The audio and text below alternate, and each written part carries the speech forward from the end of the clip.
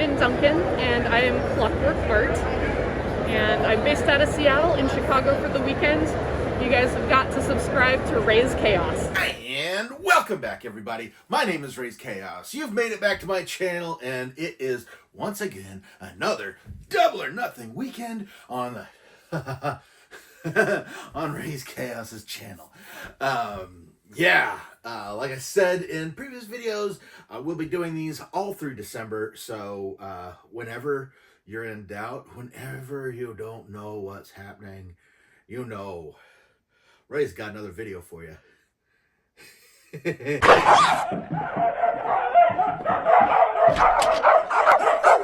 Oh, cease your infernal yapping! And he's gonna keep bringing them at you. This is gonna be a very busy freaking month for Raze, but you know, he never, ever, he's not worried about it. Oh, how nice to see you, Caroline. Would you like to come in? We're playing cards. Still Coraline, Miss Spink. So we have got, what do we have this time for a Double or Nothing weekend? You know, it's usually two characters that basically go together, and Funko actually helps Raze out sometimes with these because they will actually put them together, which makes total sense. Such in this case, when we've got Coraline's neighbors being Spink and Forcible from the movie Coraline, movie/book. Raze is a bigger fan of the book than he is the movie, as he has mentioned in the past. Miriam, put the kettle on! But, you know, they aren't really putting out Spink and Forcible figures from the book, and considering the creator's fall from grace, I guess you'd say, it is very, very unlikely that we're going to get Coraline figures from the book anytime soon. Which, I mean, that's fine. It's just like, yeah, we don't really need to dive too big into it when we've already got suitable replacements. Like I said, they were Coraline's neighbors, and while the character development of these two are very, I guess, garish and more more in your face than they are actually portrayed in the book, there's a good reason for that. April, I think you're being followed. It's the new neighbor, Miriam. The fact is that, you know, in not so subtle terms, these two are former actresses. And of course, they speak in theater jargon. They speak in their own little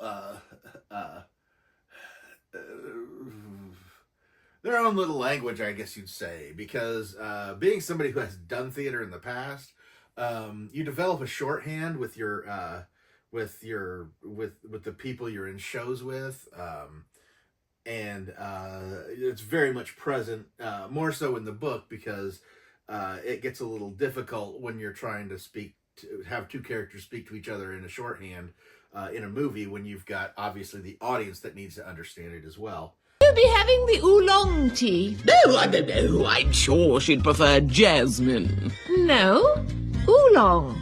Ah, jasmine it is then. But then again, that's where Coraline comes in, where she looks as confused as the audience is when they get too deep in there. What they don't mention in the movie quite as much is that they weren't just actresses; they were burlesque dancers, and they were basically referred to as burlesque dancers in the book, former burlesque dancers / actresses, and what Neil Gaiman did with these characters, which was really kind of way out there, was, although he didn't actually point it out or blatantly say it, their behavior and everything just basically makes you understand that these two are a same-sex couple. Oh, look, April! Pink ladies! Actually, it's just lemonade.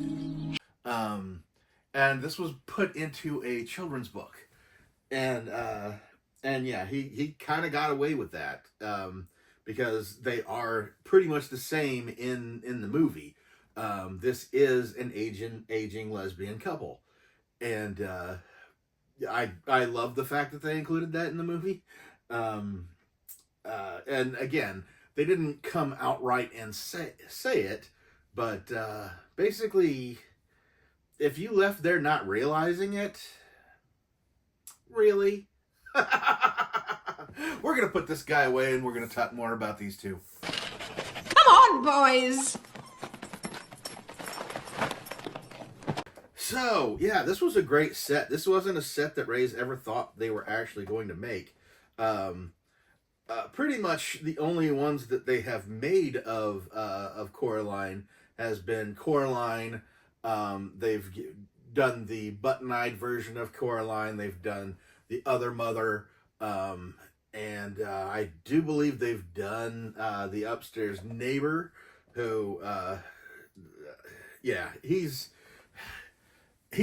one that Raze has been considering for some time, but Raze isn't going to go into him so much. But Spink and Forcible were definitely characters Raze was not expecting them to make. Wybie Lovett is a character that he wasn't surprised that they made. But as Raze has mentioned, to the umpteenth time, he's a bigger fan of the book than he is the movie. And Wybie is not in the book. He's not at all. And it took, watching the movie, it really felt like, why did they include this character? He's annoying. And, you know, it took a minute for Raze to realize that the majority of the story of Coraline is Coraline by herself. Oh, go on, have one. It's hand-pulled taffy from Brighton. Best in the world. I love that the 15 in here, that's one of the 15th anniversaries of the Coraline movie, is of the enormous house that has been made into apartments. And yeah, that's a big factor. Coraline is alone. She's very capable. She's very able to handle her own thing. And she, but basically her parents have what they do. And at one point in the movie, they just full on disappear, as in the book. And so there's a lot of time of Coraline by herself. And, you know, obviously in a book, you can read her inner dialogue, what she's thinking and everything. But in a movie, it doesn't work that well. So the reason Wybie was included was so Coraline isn't wandering around talking to herself in order to, you know, you can't read her mind in the movie. She's saying, if you're not going to have her wandering around talking to herself and figuring things out, you need to have another character to bounce off of. I'll read them if you like. And without bringing the cat in, who the cat in the movie is very much like the book, but it doesn't come in until a little later. And early on, it's just basically Coraline by herself and talking to herself. If she's not talking to her neighbors. Read what? Oh, your tea leaves, dear. They'll tell me your future. And a lot of the tropes that he used with these, I really appreciated.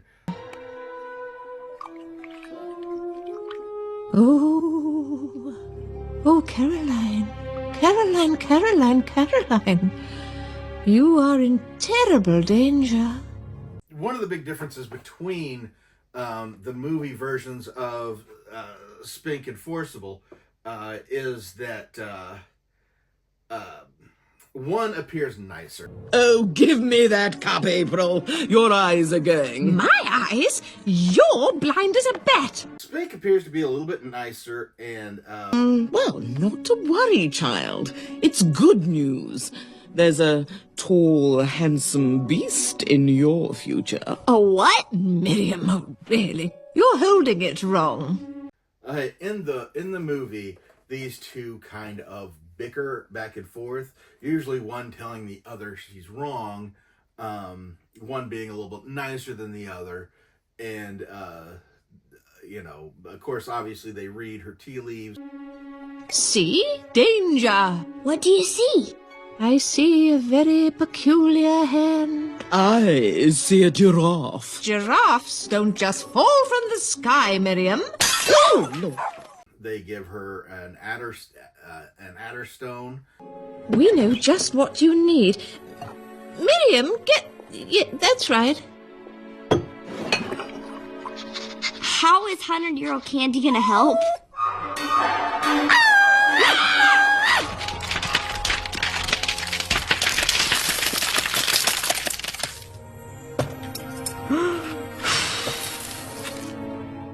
There you go, sweetie. Which is good for bad things, but in the movie they actually argue if that's what it is. What's it for? Well, it might help. They're good for bad things sometimes. No, they're good for lost things. It's bad things, Miriam. Lost things, April. Bad? Lost. Bad things. Lost. Bad. Lost. Bad. Lost. Bad. Lost. And that's a cute thing. I'm getting off track a little bit again. Adder stones were not created for the movie or the book. Adder stones are things that actually exist. It's basically that stone with the worn hole in the middle of it and everything, and that actually, from erosion, from pressure and water, and these things show up in nature. And way back, the way they used the adder stone in the movie is it used to be you could actually pick up one of these things, and people believed that you could see fairies through them. And so they altered that a little bit in order to have her see the other world. But that is actually steeped in, old folklore, which is one of the things I loved about how the writer of the story, tended to work, was he'd actually pull things from old folklore legends and things that people don't think about anymore, and he would bring them into the forefront and just expand on our classic fairy tales, the amount that we have around us every day, which absolutely is something that he was very good at, and really wish he hadn't become a creep. Can't get Raze to talk about this without actually mentioning that. But yeah, the character designs on here pretty much do mimic the ones in the book and the movie. They're both pretty much the same. I believe in the movie you just basically had a little bit of a good cop bad cop situation with them, where one seems to always be right, the other one thinks she's always right. And obviously that was made for a little bit more of banter back in between the two. But aside from that, they are basically exactly the same in the movie as they are in the book, and that is well appreciated. Outside of the physical appearances. And speaking of the physical appearances, we're going to go ahead and take these two out, and we're going to have a look at them.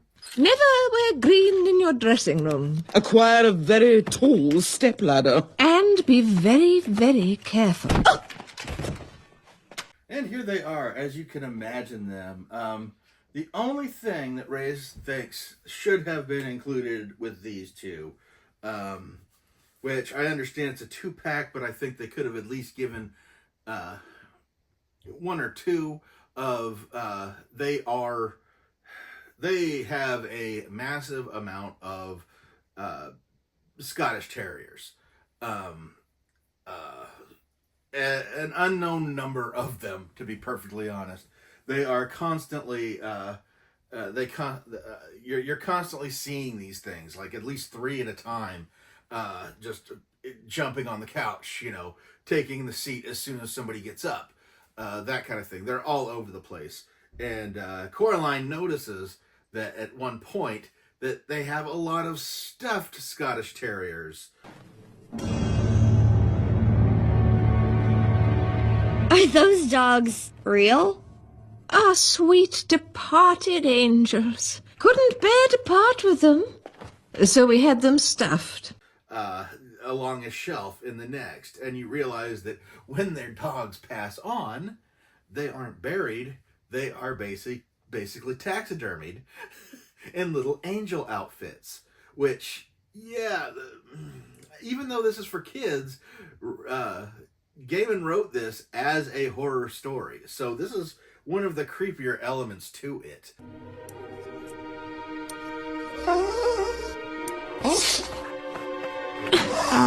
Don't you only make wings for the dead ones? Just looking ahead, dear. Angus hasn't been feeling very well of late. Is that you're not just getting these old women that have a lot of dogs. They keep their dogs even after death. And like I said, they have them taxidermied, they have them on the shelf. And I was really surprised to see that part in the movie, that they actually carried that on. But it made absolute sense, because when you looked at the other versions of them in the parallel world, where these two were younger and still performing, but obviously kind of like that dark history of somebody who mentally still lives in the past. Their glory days are behind them, and their days of performances are behind them. And so in this other world, they're still performing in their younger, I don't want to say more beautiful bodies, because it's like, their younger bodies. They are still performing their burlesque, and it's like the audience they have with them appears to be all these dead Scottish Terriers. Even though they're moving around, they're all wearing the angel outfits that basically they make when their dog passes. They have little angel outfits, and then their taxidermied have little angel outfits. They're their heavenly puppies, heavenly dogs, whatever you want to put it. Which again, very, very dark, and it speaks to a mindset that a lot of people will know. For a lot of obsessive pet owners, that's pets are part of the family. And to basically have this menagerie of them, but never wanting to let go of any of them and having them all stuffed, just makes for a very, very dark scene of them performing to all these little dogs in angel outfits that are their former pets.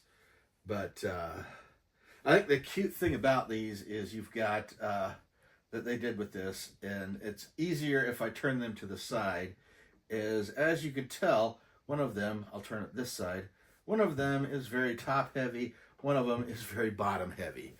And that is a joke as far as, again, being burlesque dancers. It is a poke at that kind of dancer. You had to be either one or the other, or you weren't going to be successful. What I find interesting about having these two characters in a kid's story, but essentially being adult entertainment performers, I thought was very cleverly done. And then on top of them actually being lesbian lovers on top of that, I thought it was a very, very clever way of putting these things into a story that's geared towards kids without it actually being the point of the story. We can have characters just being what they are without having to be, oh yeah, we are in your face about it. No, this is just how they are. It's who they are. And I love the character designs on these, and I keep saying I'm going to go into it, but we're going to now. Yeah, obviously we have the bustier one. She's got her glasses, her theater glasses, and this great little, I hate to say oriental design, but that's exactly what this would be referred to, especially at the time that she would be performing. Even the old flapper hat is just right out of the past. This is somebody who had basically been shown what was attractive and never evolved beyond that point. And that's very similar to her companion, who is in a walker, and I like the way they had set this up here. Again, even the hairstyle appears to be very dated. This does look like a hat that you would have saw, you know, in the 30s or 40s. I mean, I really love the way that they encapsulate these two. Still mentally living in a past, thinking that they are the attractive bombshells that had given them such success in the past. And they are just really, really gorgeous. And I couldn't imagine having one without the other. And to be perfectly honest, up until Raze got them, Raze couldn't imagine them even making these characters. But we are so glad that they did. So, yeah, this is the part where Raze goes ahead and asks you if you are familiar with these characters beyond the movie. I mean, obviously, if you're watching this video, you're probably a fan of the movie. But what was if you've also read the book? I wonder what your take was. Raze didn't see them as being too different, other than the fact that in the book they tended to speak with one voice, and in the movie they kind of bickered a little bit more, or you know, either tried to argue or one up each other a little bit more than they did in the book. But you know, again, that's one of those situations where if you're trying to cram as much information as you get in a book into a movie, you need to find a clever way of working that in, and having that little conflict of one-upping each other is definitely a good way of getting that information out without actually having to turn it into a big explanation thing. But yeah, these are my little tea readers. Well, I guess only she reads the teas. And candies, old candies, which, I mean, I've never seen a description in a book about, that was so well translated into the movie, as far as, the kind of candy is the kind of candy you only see in old people's house that seem to be fused together because it's so old. But yeah, let me know in the comments below if you're a big fan of Coraline, if you're a big fan of these characters. Raze absolutely loves them. Happy to have these, but yeah, want to hear more from you. Let me know what you think of these. And with that, Raze is going to go ahead and let you get out of here now.